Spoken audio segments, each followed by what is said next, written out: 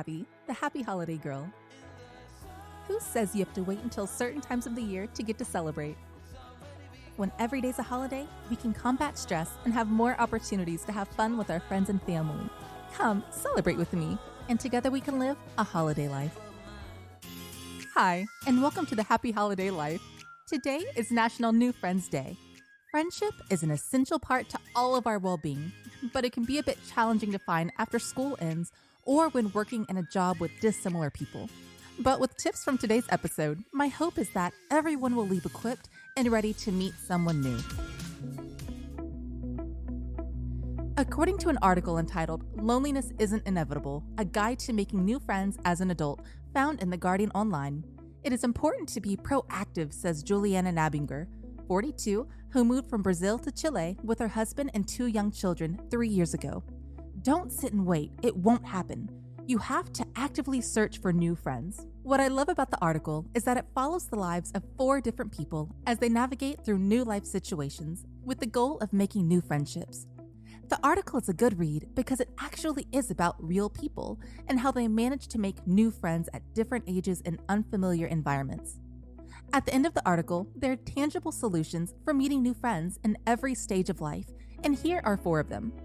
1. Build your self-confidence.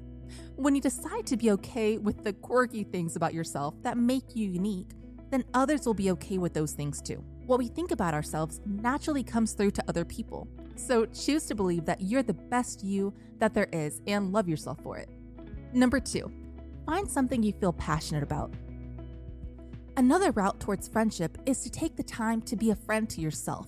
Make a list describing who you are to yourself, so when you are around other people, you have some things to talk about that make yourself a bit more interesting. There's actually a fun book called 2,000 Questions About Me by Piccadilly Inc. that can help you find out a bit more about yourself in fun little silly ways. Maybe things you never really thought about.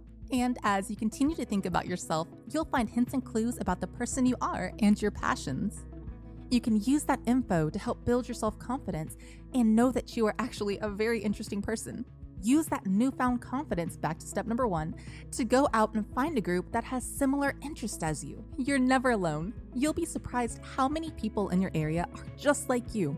And if for some reason you find that your interests aren't as popular in the area you live in, then you're equipped with the knowledge about yourself to consider maybe relocating to an area of town that has some of the things you're interested in. Number 3, ask questions. According to the Guardian Online article I previously mentioned, if you want to be popular, ask people about themselves and listen sincerely when they answer. A good listener is rare these days. It is the best passport you could possibly have to friendship.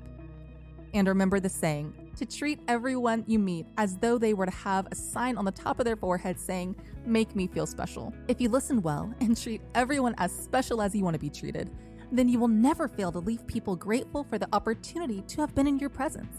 Actually, when you're kind to people, others will seek out opportunities to be kind to you. Oftentimes, people aren't thinking about others when they interact with each other, so for the person who chooses to be conscious about their interactions with others, they'll always have a friend when they're in need. Remember, with every person you meet, it's another opportunity to plant a good seed. Number 4, don't expect too much. I know that sounds so horrible, but that's not what the article is trying to say. It's not saying to doubt that you're going to make new friends. It's saying to make sure to have a variety of friends for different situations. Some friends are better for going to social outings with, while other friends are good because your families enjoy similar interests and similar beliefs.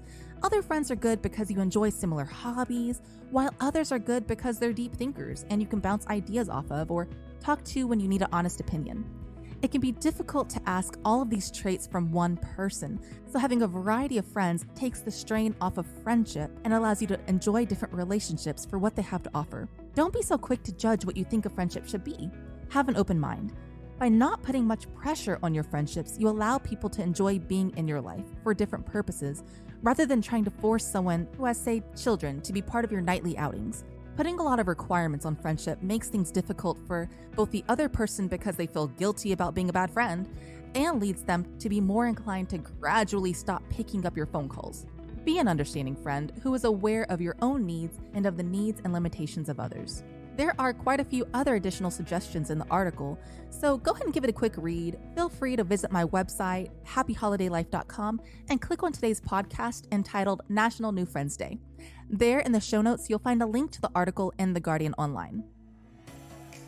So, how can you celebrate today? I want you to head over to happyholidaylife.com for a free calendar full of activities and suggestions for every day of the month. But for right now, there are a few things you can do. Today, join a free online group on Meetup.com. There are tons of groups all over the nation that are full of people who are interested in the same things you are. And if for some reason you don't feel like that unique niche that resonates with you is out there, then you can always start a meetup of your own. The great thing about Meetup is that you'll attract people with the exact same set of interests as yours.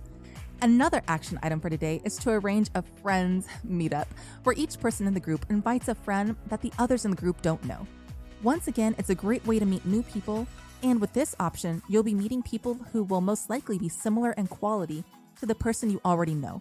Make sure that when you host your own get-together, make it an outdoor event and ask people to bring masks. Compromising safety is never okay to make a new friend. At your event, also make sure to have music playing. There's no better way to bring new friends together than snacks, good music, and a good time. So, what do you think? Did any of the suggestions work for you? Head on over to happyholidaylife.com to leave me a voice message of how you celebrated today. You might hear yourself on a future episode. When you're there, you'll also have an opportunity to join Club Holiday. There you can sign up to receive a free monthly calendar full of fun activities for every day. If you like my podcast, please be sure to subscribe on Apple Podcast, Google Play, or wherever you get your podcast from. You can follow me on social media by using @AHolidayLife on Facebook, Twitter, and Pinterest, and @TheHappyHolidayLife on Instagram. Keep celebrating the holidays, stay safe, and live a holiday life.